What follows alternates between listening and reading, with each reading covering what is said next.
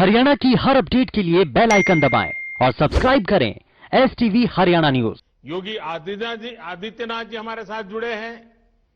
इनके अलावा तमिलनाडु समेत अन्य राज्य सरकारों के माननीय मंत्रीगण, सांसदगण, विधायकगण भी आज इस विशाल कार्यक्रम में हमारे साथ हैं। और सबसे बड़ी खुशी की बात है कि आज आणंद में सरदार वल्लभ भाई पटेल के बृहत परिवार के अनेक सदस्य भी आज हमें आशीर्वाद देने के लिए आए हैं। आज कला जगत के अनेक वरिष्ठ कलाकार, खेल जगत के अनेक सितारे, वे भी बहुत बड़ी मात्रा में इस कार्यक्रम के साथ जुड़े हैं और इन सभी के साथ हमें आशीर्वाद देने के लिए आए हुए ईश्वर का स्वरूप जैसे हमारी जनता जनार्दन, हमारे प्यारे भाई और बहनों, हमारे सभी भारत के उज्जवल भविष्य का प्रतिनिधित्व करने वाले बालकगण, आप सभी का बहुत बहुत अभिनंदन। रेलवे के इतिहास में संभवतः पहली बार ऐसा हो रहा है कि जब एक साथ देश के अलग अलग कोने से एक ही जगह के लिए इतनी ट्रेनों को हरी झंडी दिखाई गई हो। आखिर केवड़िया जगह भी तो ऐसी है। इसकी पहचान देश को एक भारत श्रेष्ठ भारत का मंत्र देने वाले, देश का एकीकरण करने वाले सरदार पटेल की दुनिया की सबसे ऊंची प्रतिमा से, स्टैच्यू ऑफ यूनिटी से है, सरदार सरोवर बांध से है। आज का ये आयोजन सही मायने में भारत को एक करती भारतीय रेल के विजन और सरदार वल्लभ भाई पटेल के मिशन दोनों को परिभाषित कर रहा है। और मुझे इस बात की खुशी है कि इस कार्यक्रम में अलग अलग राज्यों से इतने जनप्रतिनिधि भी मौजूद हैं। मैं आप सभी का आभार व्यक्त करता हूं। आज केवड़िया के लिए निकल रही ट्रेनों में एक train Puratchi Thalaivar doctor MG Ramachandran central railway station से भी आ रही है। ये भी सुखद संयोग है कि आज भारत रत्न MGR की जयंती भी है। MGR ने फिल्म स्क्रीन से लेकर पॉलिटिकल स्क्रीन तक लोगों के दिलों पर राज किया था। उनका जीवन, उनकी पूरी राजनीतिक यात्रा गरीबों के लिए समर्पित थी। गरीबों को सम्मानजनक जीवन मिले, इसके लिए उन्होंने निरंतर काम किया था। भारत रत्न MGR के इन आदर्शों को पूरा करने के लिए आज हम सब प्रयास कर रहे हैं। कुछ साल पहले ही देश ने उनके सम्मान में चेन्नई सेंट्रल रेलवे स्टेशन का नाम बदलकर MGR के नाम पर किया था। मैं भारत रत्न MGR को नमन करता हूं, उन्हें श्रद्धांजलि देता हूं। साथियों, आज केवड़िया का देश की हर दिशा से सीधी रेल कनेक्टिविटी से जुड़ना पूरे देश के लिए एक अद्भुत क्षण है। हमें गर्व से भरने वाला पल है। थोड़ी देर पहले चेन्नई के अलावा वाराणसी, रीवा, दादर और दिल्ली से केवड़िया एक्सप्रेस और अहमदाबाद से जन शताब्दी एक्सप्रेस केवड़िया के लिए निकली है। इसी तरह केवड़िया और प्रतापनगर के बीच भी मेमू सेवा शुरू हुई है।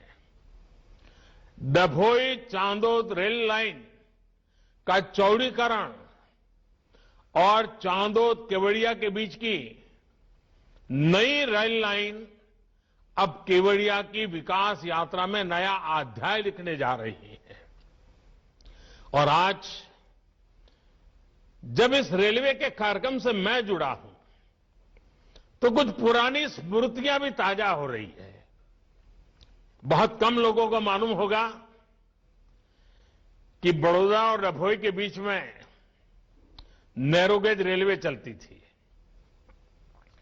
मुझे अक्सर उसमें यात्रा करने का अवसर रहता था। माता नर्मदा के प्रति मेरा एक जमाने में बड़ा विशेष आकर्षण रहता था। मेरा आना जाना होता था।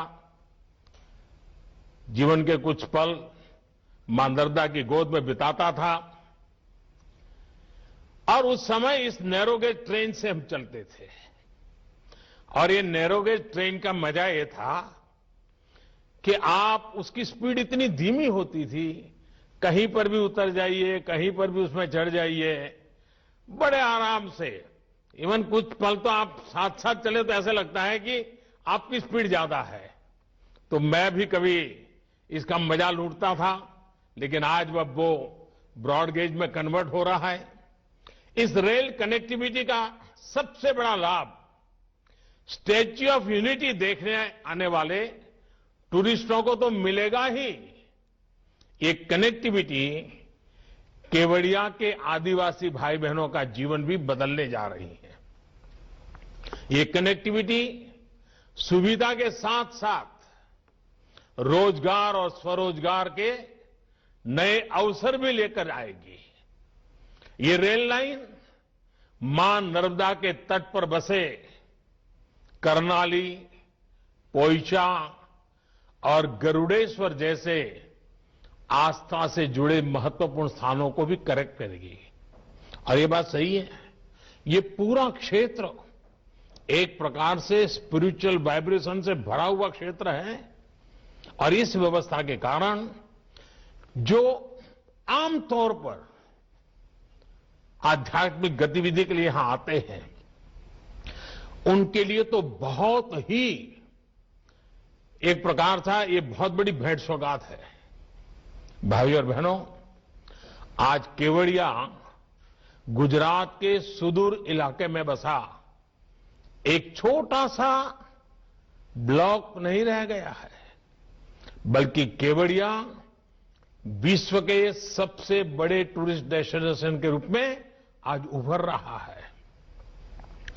स्टैच्यू ऑफ यूनिटी देखने के लिए अब स्टैच्यू ऑफ लिबर्टी से भी ज्यादा टूरिस्ट पहुंचने लगे हैं। अपने लोकार्पण के बाद करीब करीब 50 लाख लोग स्टैच्यू ऑफ यूनिटी को देखने आ चुके हैं। कोरोना में महीनों तक सब कुछ बंद रहने के बाद अब एक बार फिर केवड़िया में आने वाले टूरिस्टों की संख्या तेजी से बढ़ रही है। एक सर्वे में अनुमान लगाया गया है कि जैसे जैसे कनेक्टिविटी बढ़ रही है, भविष्य में हर रोज 1 लाख तक लोग केवड़िया आने लगेंगे। साथियों, छोटा सा खूबसूरत केवड़िया इस बात का बेहतरीन उदाहरण है कि कैसे प्लान तरीके से पर्यावरण की रक्षा करते हुए इकोनॉमी और इकोलॉजी दोनों का तेजी से विकास किया जा सकता है। यहां इस कार्यक्रम में उपस्थित बहुत से गणमान्य लोग शायद केवड़िया नहीं गए होंगे, लेकिन मुझे विश्वास है कि एक बार केवड़िया की विकास यात्रा देखने के बाद आपको भी अपने देश की इस शानदार जगह को देख करके गर्व होगा। साथियों, मुझे याद है जब शुरू में केवड़िया को दुनिया का बेहतरीन फैमिली टूरिस्ट डेस्टिनेशन बनाने की बात की जाती थी तो लोगों को ये सपना ही लगता था। लोग कहते थे ये संभव ही नहीं है, हो ही नहीं सकता। इस काम में तो अनेकों दशक लग जाएंगे। खैर, पुराने अनुभव के आधार पर उनकी बातों में तर्क भी था। न केवड़िया जाने के लिए चौड़ी सड़कें, न उतनी स्ट्रीट लाइटें, न रेल, न टूरिस्टों के रहने के लिए बेहतर इंतजाम। अपनी ग्रामीण पृष्ठभूमि में केवड़िया देश के अन्य छोटे से गांवों की तरह ही एक था, लेकिन आज कुछ ही वर्षों में केवड़िया का कायाकल्प हो चुका है। केवड़िया पहुंचने के लिए चौड़ी सड़कें हैं, रहने के लिए पूरा टेंट सिटी है, अन्य अच्छे इंतजाम हैं, बेहतरीन मोबाइल कनेक्टिविटी है, अच्छे अस्पताल हैं। कुछ दिन पहले सी प्लेन की सुविधा शुरू हुई है और आज देश के इतने सारे रेल रूट से केवड़िया एक साथ जुड़ गया है। ये शहर एक तरह से कंप्लीट फैमिली पैकेज के रूप में सेवाएं दे रहा है।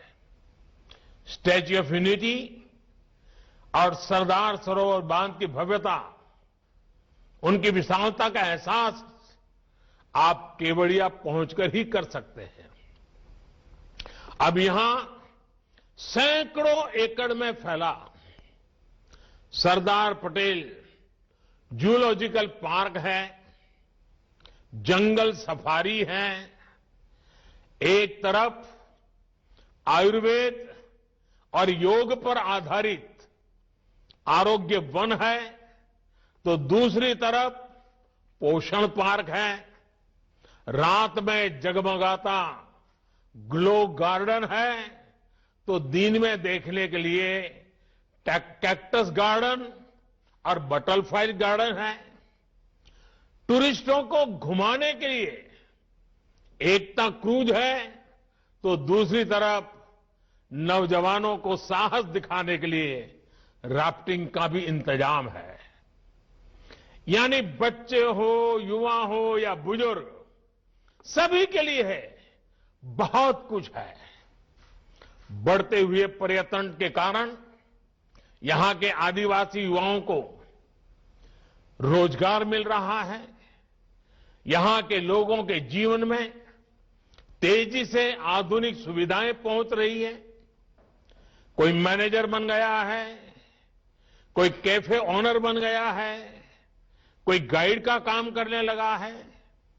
मुझे याद है जब मैं जूलॉजिकल पार्क में पक्षियों के लिए विशेष एवेरी डॉम गया था, तो वहां एक स्थानीय महिला गाइड ने बहुत विस्तार से मुझे जानकारी दी थी। इसके अलावा केवड़िया की स्थानीय महिलाएं उनको हैंडीक्राफ्ट के लिए बनाए गए विशेष एकता मॉल में अपने सामान की बिक्री का मौका मिल रहा है। मुझे बताया गया है कि केवड़िया के आदिवासी गांवों में 200 से ज्यादा रूम्स की पहचान करके उन्हें टूरिस्ट के होम स्टे के तौर पर विकसित किया जा रहा है। भाइयों और बहनों, केवड़िया में जो रेलवे स्टेशन भी बनाया गया है, उसमें भी सुविधा के साथ साथ टूरिज्म का ध्यान रखा गया है। यहां ट्राइबल आर्ट गैलरी और एक व्यूइंग गैलरी भी बनाई जा रही है। इस व्यूइंग गैलरी से पर्यटक स्टैच्यू ऑफ यूनिटी को देख पाएंगे। साथियों, इस प्रकार के लक्ष्य और लक्ष्य केंद्रित प्रयास भारतीय रेल के बदलते स्वरूप का भी प्रमाण है। भारतीय रेल पारंपरिक